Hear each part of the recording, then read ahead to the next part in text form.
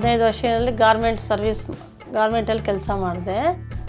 ಬೇರೆಯವ್ರ ಹತ್ರ ಕೆಲಸ ಮಾಡುವಾಗ ಒಂಥರ ಬೇಜಾರಾಗಿತ್ತು.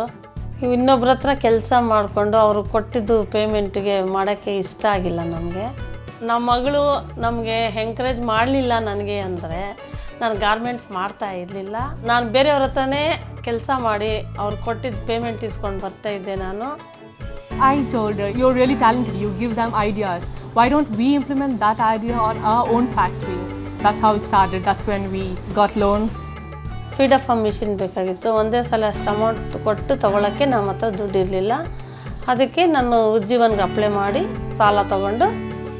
We serve over 2.5 million customers. One of the biggest impediments for them to grow is access to capital. Providing finance is a tremendous benefit for them. Their lives change on a professional basis and personal basis. Institutions like Citi, with funds guaranteed by OPEC, play a vital role for us in terms of providing us a funding. That's our lifeline. ನಾವು garments open ಆದಮೇಲೆ worker ಬಂದರು. ಅಲ್ಲಿ payment ಕಮ್ಮಿ ಇತ್ತು. ಇಲ್ಲಿ piece work ಮಾಡೋದ್ರಿಂದ ನಾವು ಎಷ್ಟು ಮಾಡ್ತೀವಿ ಅಷ್ಟು ಪೀಸ್ ವರ್ಕ್ ಸಿಗ್ತಾ ಇದೆ. ಜಾಸ್ತಿ ಮಾಡಿಕೊಂಡ್ರೆ ಜಾಸ್ತಿ ಸಿಗುತ್ತೆ, ನಾವು ಎಷ್ಟು ಮಾಡ್ಕೊತೀವಿ ಅಷ್ಟು ಸಿಗುತ್ತೆ. With the payment that my mom is giving, they're able to pay rent for their house and they're able to take care of their family, continue their children's studies.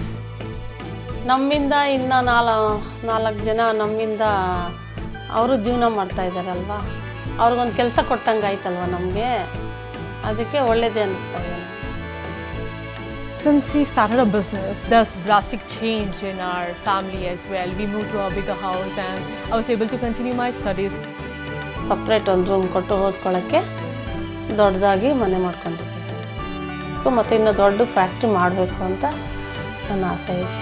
ನಾನು 21 ಮಿಷಿನ್ ಹಾಕ್ಬಿಟ್ಟು ಕಟ್ಟಿಂಗ್ ಟೇಬಲ್ಲು ಹಾಕಿ ನಾನೇ own brand label ಮಾಡಿಕೊಂಡು own teaching own showroom ಮಾಡಿ sale ಮಾಡಬೇಕು ಅಂತ ಆಸೆ ಇದೆ. She's gained a lot of confidence. People recognize her for her business now. There's totally different respect for her. ಸ್ವಂತ ಮನೆ ತಗೊಂಡು ಕಾರು ತಗೊಂಡು ಎಂಜಾಯ್ ಆಗಿರೋಣ ಅಂತ ಅಂದ್ಕೊಂಡಿದ್ದೀವಿ.